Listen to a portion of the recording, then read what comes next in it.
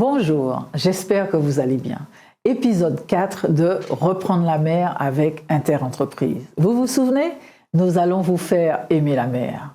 Tout d'abord, l'actualité.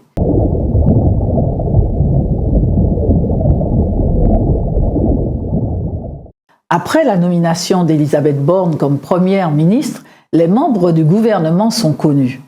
Justine Benin, députée sortante de la Guadeloupe, devient la secrétaire d'État chargée de la mer, auprès d'Elisabeth Borne. Cette nomination entraîne deux réflexions. La première, après avoir disparu de nombreuses années, perdue entre le tourisme, les transports, etc., la mer disposait depuis 2 ans d'un vrai ministère pour porter la stratégie de la France qui veut repartir à la conquête dans ce domaine.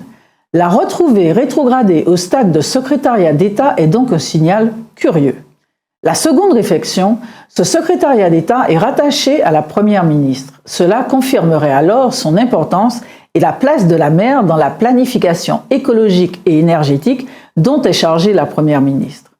Pour connaître le vrai périmètre et les moyens, attendons donc le gouvernement Elisabeth Borne II qui interviendra après les élections législatives. Seconde actu. Lors de la récente conférence des présidents des régions ultrapériphériques en Martinique, la Commission européenne a présenté sa nouvelle stratégie vis-à-vis des RUP qu'elle considère comme des postes avancés de l'Europe dans le monde. Comme 5e axe, l'Union européenne souhaite que ces territoires s'inscrivent davantage dans leur zone géographique. Dans cette optique, les RUP de la Caraïbe ont adhéré à l'Organisation de la Caraïbe orientale, l'OCEO, à la Commission économique pour l'Amérique latine et la Caraïbe, la CEPALC, et le président de la collectivité de Martinique vient d'être élu président de la Commission transport de l'Association des États de la Caraïbe. Ces avancées sont remarquables, mais elles sont insuffisantes. En effet, il y a 3 éléments qui sont indispensables pour donner corps à cette coopération économique régionale. Le premier, l'harmonisation du droit des affaires. Une solution est en marche avec le Centre d'arbitrage caribéen OADAC qui s'est implanté en Guadeloupe depuis le début de cette année. Il regroupe plusieurs arbitres de la Caraïbe et peut donc aider les entrepreneurs de la zone à résoudre leurs éventuels litiges. Le second, les bateaux, pour transporter la marchandise sur courte distance. Ceux qui croisent aujourd'hui dans la zone sont soit de grande taille, tels que ceux de la compagnie CMA-CGM, ils n'accostent pas alors partout et nécessitent pour les ports des travaux de dragage toujours plus coûteux. Ou alors, ce sont des unités de taille plus réduite, mais qui sont anciens. 30 ans d'âge pour les navires les compagnies Marfret et CMA-CGM et 50 ans pour ceux des compagnies membres de l'OCEO. Aujourd'hui, il n'existe donc pas une véritable offre de bateaux adaptés pour le cabotage dans la zone Caraïbe. Le troisième levier indispensable sont les financements. L'Europe ne finance des bateaux qu'à la condition qu'ils n'opèrent qu'entre des ports européens. Or, les ports de la Dominique, de Sainte-Lucie et ceux des autres États de la Caraïbe orientale ou entourant la Guyane ne seront jamais des ports européens. Aujourd'hui, il n'existe donc pour les opérateurs des RUP aucun financement européen pour acquérir des navires de taille plus modeste, multiservices, afin d'amorcer ce cabotage inter-îles des marchandises rapidement à l'international. Or, le cabotage est le sujet central pour ces RUP.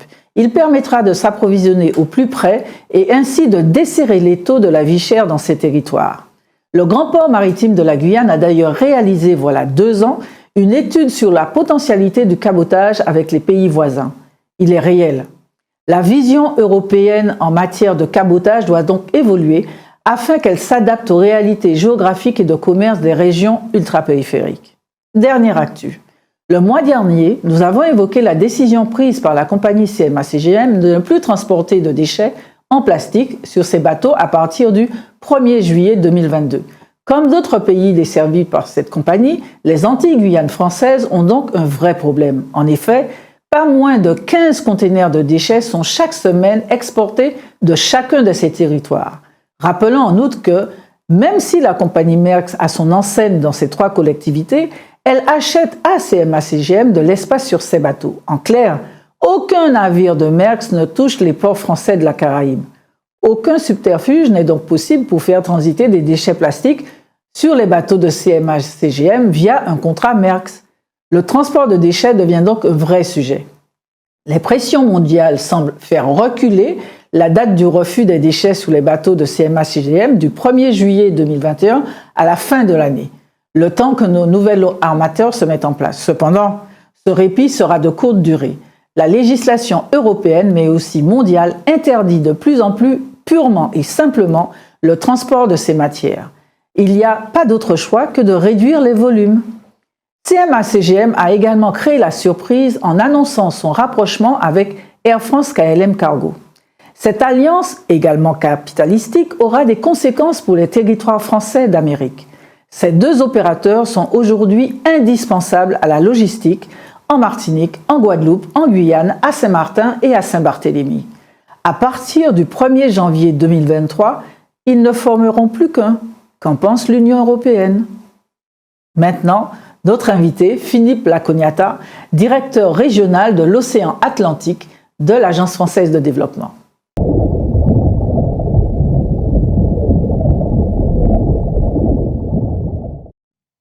Bonjour Philippe Lacognata. Bonjour Francette. Comment allez-vous? Très bien. Donc vous êtes le directeur régional de l'océan Atlantique, nouveau terme de l'Agence française de développement. Expliquez-nous d'où vient cette terminologie.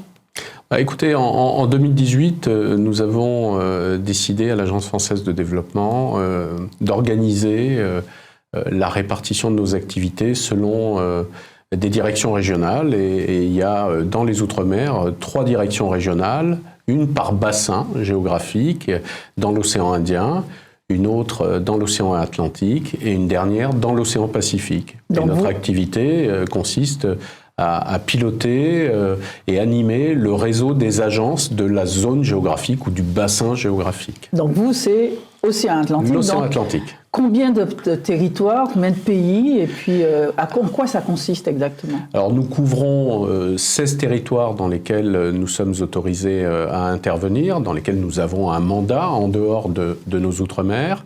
7 agences ou bureaux répartis entre Saint-Pierre-et-Miquelon et la Guyane, donc Saint-Pierre-et-Miquelon, Saint-Domingue, la République dominicaine, Haïti, la Guadeloupe, la Martinique, la Guyane, le Suriname, avec une activité qui déborde évidemment sur tous les pays de la Caraïbe, notamment les pays membres de l'OCS, l'ECO, selon qu'on se place d'un côté ou de l'autre. L'Organisation des États de la Caraïbe orientale. Voilà, l'Organisation des États de la Caraïbe orientale, qui accueille la Martinique et la Guadeloupe, depuis peu la Guadeloupe. Et puis, nous travaillons également au Guyana, en Jamaïque, Ce sont des territoires où l'AFD intervenait déjà historiquement. C'est donc juste une réorganisation pour que ce soit plus lisible. C'est à la fois une réorganisation et une intensification de notre action. Nous étions présents dans certains de ces pays depuis quelques années, à Sainte-Lucie, avec la Dominique, quelques actions, mais nous avons décidé d'engager une projection résolue vers ces bassins géographiques en essayant de projeter également nos Outre-mer dans ces régions. Alors justement, en quoi consiste votre fonction? C'est-à-dire, est-ce que c'est juste aller faire pia-pia avec les grands dirigeants, ou bien est-ce que c'est au contraire, de manière très opérationnelle, signer et puis faire de manière à ce que nos territoires d'outre-mer français soient plus actifs dans la zone? Quelle est votre action précisément? Notre action est double. Première action, c'est de piloter et de coordonner le dispositif. Je vous disais tout à l'heure, nous avons 7 bureaux dans la région avec autant de responsables et d'équipes qui, eux, travaillent au quotidien sur le terrain. Donc ça, c'est la première de nos missions dans les directions régionales. La seconde mission, c'est d'identifier, d'identifier des projets, de rencontrer des autorités, de dialoguer, fluidifier, tout à fait, de fluidifier les relations, de dialoguer avec nos ambassades, avec tous les postes diplomatiques de la région, en apportant notre savoir-faire, en apportant nos produits, notre capacité à nouer des partenariats de haut niveau et à financer des projets. Donc, quelle a été l'activité du bassin Océan Atlantique en 2021 ? Écoutez, l'activité dans le bassin en 2021 était plutôt dynamique. Elle est restée dynamique. On aurait pu croire que dans la sortie de crise Covid et avec toutes les difficultés qu'on a connues, notamment dans la Caraïbe et tous les pays du bassin, l'activité est restée quand même très dynamique. On a octroyé un peu plus de 430 millions d'euros de nouveaux prêts. Donc à peu près l'équivalent de ce qu'on avait fait l'année précédente. On a décaissé, ça veut dire qu'on a versé 465 millions d'euros, ce qui est très important, puisque c'est en versant les concours qu'on fait les projets et qu'on fait l'impact sur le terrain pour les populations. Et quel type de projet ? Alors les projets, on a fait dans nos outre-mer majoritairement. Vous comptez l'outre-mer dans ce total, voilà, d'accord, ok, millions, très bien. On compte l'outre-mer et la répartition entre les outre-mer et le reste, c'est en 2021 autour de 250 millions, presque 300 millions pour les outre-mer et 200 millions pour la région. Et selon les années, ça peut changer légèrement. Et bon, il y a sans doute les financements des collectivités et des États, je suppose que ça en fait partie, mais sur le secteur privé, quelle a été l'activité quels sont les projets emblématiques de 2021 ? Ce qu'on peut dire, c'est que depuis 2020, même si on revient un peu en arrière, depuis 2020-2021, les projets les plus emblématiques pour l'AFD en financement secteur privé, ce sont les énergies renouvelables.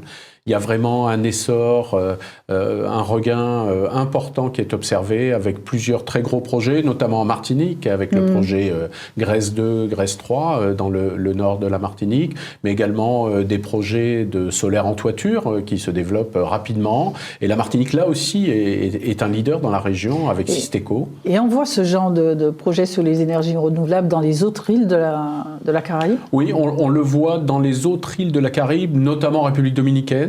Et en Jamaïque, où on observe et on participe, l'AFD, à travers sa filiale secteur privé, a participé à de très grosses opérations en Jamaïque et en République dominicaine. Alors vous avez été avant, puisqu'on se connaît de longue date, directeur de l'IEDOM, l'Institut des missions en Martinique. Après, vous êtes reparti à Paris et vous voilà donc à cette direction régionale. Ce que je trouve intéressant d'échanger avec vous, c'est vous avez été dans les territoires, vous êtes parti dans la Caraïbe. Qu'est-ce que vous retenez de cette expérience dans tous les périmètres de la zone, c'est-à-dire aussi bien en local dans un territoire français, et puis ensuite avec cette supervision dans la région Caraïbe? Qu'est-ce que vous retenez de cette expérience? C'est une vaste question, mais ce que je retiens, c'est qu'on est dans des régions dynamiques, plutôt riches, plutôt bien organisées, dans un océan, dans nos bassins qui sont souvent plus complexes, où les connectivités sont difficiles. Et donc ces relations économiques et culturelles que nous avons dans les bassins géographiques, elles sont finalement assez complexes à mettre en œuvre. D'abord parce que dans le bassin atlantique, c'est un monde un peu anglo-saxon quand même, globalement, même si on a plus au nord la République dominicaine et Cuba, mais le monde anglo-saxon est tourné vers les États-Unis et l'Angleterre, et pas tourné vers la France, comme ça peut être le cas dans d'autres régions. Dans l'océan Indien, les pays sont plutôt tournés vers la France, et donc le dialogue est un peu plus facile. Mais je crois qu'on est attendu. On est apprécié, et il faut que nos collectivités se mobilisent plus pour montrer la voie. Et qu'est-ce qui, selon vous, pourrait dynamiser justement cette coopération économique régionale? C'est-à-dire que vous venez de dire que collectivité difficile, même si nous sommes attendus, mais en tout cas, quand on regarde, la situation est toujours, elle est émergente. Il n'y a pas encore véritablement d'échange. Qu'est-ce qui pourrait, selon vous, à votre observation, je vous dis, vous avez été dans tous les mondes, comment on pourrait dynamiser tout ça? Je crois qu'il faut déjà que politiquement on s'empare du sujet et qu'on ait une action résolue à aller vers tous ces pays qui finalement nous regardent, nous attendent et vers lesquels on fait insuffisamment d'efforts. Ce que j'observe, c'est qu'avec peu de moyens, on peut créer des dynamiques, on peut créer des courants d'affaires, notamment dans les domaines des services, où on est finalement assez fort. où nous sommes appréciés, dans les énergies renouvelables. Le commerce de marchandises est plus complexe. On est dans des mondes différents. D'un côté, les accords ACP, de l'autre, des droits de douane, des tout petits pays avec peu de moyens. Donc, en dehors de la République dominicaine, où quelques acteurs, martiniquais, guadeloupéens, se sont lancés à l'aventure, et avec succès, mais ça reste quand même difficile. Le commerce est pas chose aisée dans la région. Est-ce que les outils financiers qui existent sont pertinents par rapport aux défis de la région? C'est-à-dire qu'on sait qu'il y a des fonds européens, on sait que vous faites des lignes de crédit, etc. Est-ce que tout ça est suffisamment paramétré pour faire ce qu'on a à faire, ou bien est-ce qu'il faudrait en créer d'autres? Je pense qu'on n'a pas suffisamment de subventions. Ce qu'il faut comprendre, c'est que les pays de la région sont pour la plupart d'entre eux classés dans ce qu'on appelle à l'OCDE les pays de revenus intermédiaires de la tranche supérieure qui ne peuvent pas toucher de subventions françaises. Et donc, on ne peut que leur prêter, sauf que leur capacité de remboursement est faible. Et donc, en réalité, nos prêts se font de moins en moins parce qu'ils sont pour la plupart au Club de Paris. Il y a des difficultés sur la dette. On pense à la Dominique, à Sainte-Lucie, au Suriname, tous ces pays en difficulté financière qu'on ne peut pas accompagner parce qu'on n'a pas d'outils comme ceux qu'on peut utiliser dans un certain nombre de pays plus pauvres. Mais en réalité, les petits pays qui nous entourent ne sont pas des pays riches. Et même les classer dans la tranche supérieure, c'est parfois un peu difficile à comprendre. Quand on va sur le terrain, on voit qu'il y a des besoins, et ces besoins, ils sont satisfaits soit par les Canadiens, les Américains, qui avec des outils différents. Voilà. Ils ont des outils différents, ils ont de la ressource, ils ont plus de ressources gratuites. C'est difficile parce que les subventions sont rares. Qu'en France, elles sont consacrées en grande partie au continent africain, Madagascar, les Comores, Haïti dans notre région, avec lequel on a des relations à travers des subventions, mais on manque un peu de moyens, même si les fonds européens, et vous avez bien fait de le souligner, sont un des instruments que nous utilisons de plus en plus pour faire des projets. Mais on voit qu'ils sont l'articulation entre les fonds FEDER des entités françaises et des fonds FED des entités de la zone. On voit que l'articulation entre tout ça est encore, on avance à pas tenu. Oui. Donc, est-ce que, par exemple, il y a une nouvelle communication nouvelle stratégie qui vient d'être présentée par l'Union européenne pour les RUP, dont nous faisons partie, dans notre zone, en nous demandant de commercer encore plus, d'être encore plus des têtes de pont. Est-ce que ce ne serait pas le moment de créer ces outils, justement de faire remonter, vous avez cette expérience, de dire que si on ne nous donne pas les moyens quelque part, si on ne crée pas les moyens, les acteurs économiques sont prêts, mais ils ne pourront pas tout amorcer. Si on ne crée pas l'amorçage, les choses resteront en l'état. Oui, mais il y a des évolutions en cours assez puissantes, avec la possibilité de mixer les fonds FED-FEDER dont vous parliez. Il y a un pilote en cours à La Réunion. Il y a déjà ici la possibilité pour le secrétariat qui gère les fonds européens à travers des fonds FED dont il dispose de mixer sur certaines opérations. Je pense que c'est le début et on va amplifier ce mouvement. Je crois que c'est une des clés, c'est d'aller chercher les ressources là où elles sont. Et aujourd'hui, on a des ressources européennes qu'il faut utiliser plus pour mettre en œuvre des projets de coopération régionaux. Est-ce que les rapports se sont améliorés avec la Banque d'investissement de la Caraïbe ? À l'époque, donc la France n'est plus actionnaire de cette banque d'investissement régionale parce que les fonds sont désormais depuis quelque temps à la banque d'investissement américaine. Est-ce que, et du coup, nos opérateurs étaient retoqués pour les appels d'offres? Est-ce que les relations ont changé? Oui, les relations avec la Banque de développement des Caraïbes, dont le siège est à Barbade, les relations sont excellentes. Avec la France et avec l'Agence française de développement. Nous avons octroyé une ligne de crédit de 30 millions en 2015 qui a été totalement consommée et plusieurs grandes entreprises françaises ont pu obtenir des marchés. Donc je crois que ça c'est très encourageant et nous sommes en train d'échanger avec eux pour octroyer une nouvelle ligne de crédit de 50 millions d'euros avec des fonds européens qui viendront permettre d'appuyer la maîtrise d'ouvrage. Donc je crois que c'est en bon chemin. C'est en bon chemin et nous avons d'excellentes relations. Nos équipes viennent de rentrer de Barbade et je crois qu'elles se sont félicitées de l'accueil. Quel est votre état d'esprit? Ce sera ma dernière question. Après tout ce temps passé, vu que vous serez désormais à La Réunion, je crois, dans quel état d'esprit? Est-ce que vous partez confiant par rapport à cette zone? Quel est votre état d'esprit en nous quittant?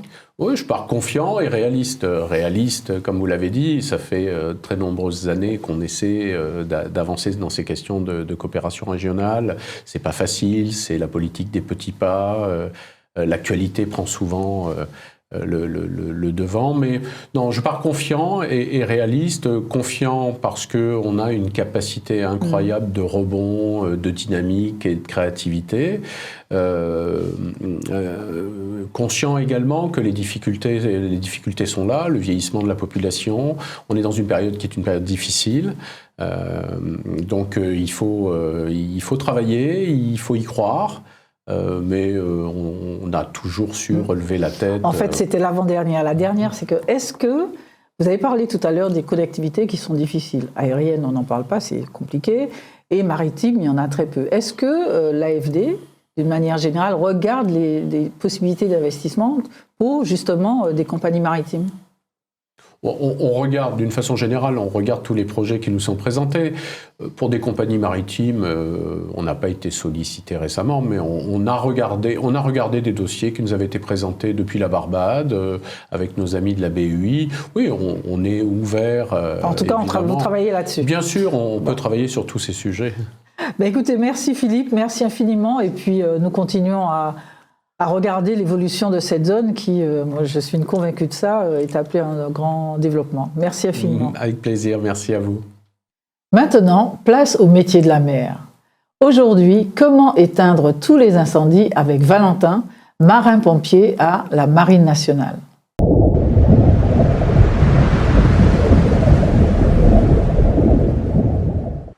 Bonjour, je suis le quartier-maître Valentin. J'occupe le poste d'opérateur marin-pompier. Alors le rôle de marin-pompier sur cette base, ça va être de pouvoir intervenir en cas de sinistre, donc tout ce qui peut être incendie, secours à personne et aussi porter renfort aux bâtiments de la mer. On peut très bien s'occuper des véhicules, s'occuper du gonflage des appareils respirateurs qu'on va porter pour les incendies. Mes collègues eux vont gérer tout ce qui va être du secourisme, donc l'entretien du matériel, du renouvellement. Nous allons avoir aussi un magasinier qui va gérer principalement le matériel incendie, donc tout ce qui peut être tuyaux, lances, etc. Tout ce qu'on va avoir besoin pour nous mener au mieux nos interventions. Donc on a du matériel qui est récent, qui est très opérationnel. Et ma particularité à moi, c'est de gonfler les appareils respiratoires, de contrôler les extincteurs de la base navale ainsi que des petites embarcations, des petits bateaux, de contrôler tout ce qui est détecteur de fumée et de gérer les véhicules. Alors je suis arrivé à ce poste en Martinique après une mutation. Auparavant j'étais à la compagnie de marins-pompiers de Cherbourg. On en apprend tous les jours, donc on gravit des échelons. Là mon échelon c'est que je suis équipier et par la suite je pourrais passer le brevet d'aptitude technique qui pourrait me permettre de pouvoir accéder à chef d'agré ambulance. Donc c'est le responsable de l'ambulance qui va mener l'intervention et par la suite monter de plus en plus haut pour acquérir de plus en plus de compétences. On a constamment des réformes qui peuvent concerner le secourisme, qui concernent aussi nos méthodes d'intervention pour améliorer nos conditions sur le terrain. Il y en a pas mal. Les qualités, il faut avoir l'esprit de cohésion. Ça, c'est très important, parce que quand on part en intervention, on n'est jamais seul. On est toujours avec au moins une personne, comme on dit chez les pompiers, un binôme est indissociable. Donc, il y a cette fonction, enfin cette qualité-là qu'il faut avoir, le respect de la hiérarchie, très importante pour notre évolution aussi dans la Marine nationale. Il faut avoir aussi un niveau moral qui est assez solide par rapport aux interventions qu'on peut mener, qui sont pas forcément tout le temps faciles.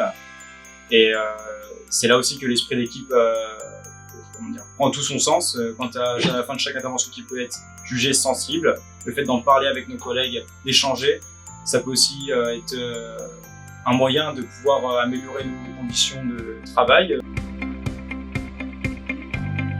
Alors les conseils que je donnerais aux jeunes, ce serait déjà d'être curieux de ne pas avoir peur, parce que je sais que les jeunes peuvent avoir peur de venir nous poser des questions.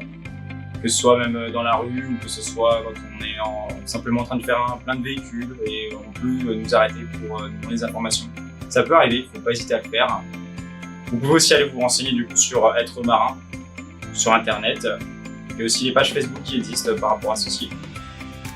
Et sinon, le plus simple, c'est carrément de venir sur un site de recrutement. Donc, par exemple, ici, on a le bureau recrutement au Fort Saint-Louis. Voilà, reprendre la mer avec Interentreprise est terminé pour aujourd'hui. Faites-nous vos suggestions sur reprendre la mer @interentreprise.com. Au mois prochain.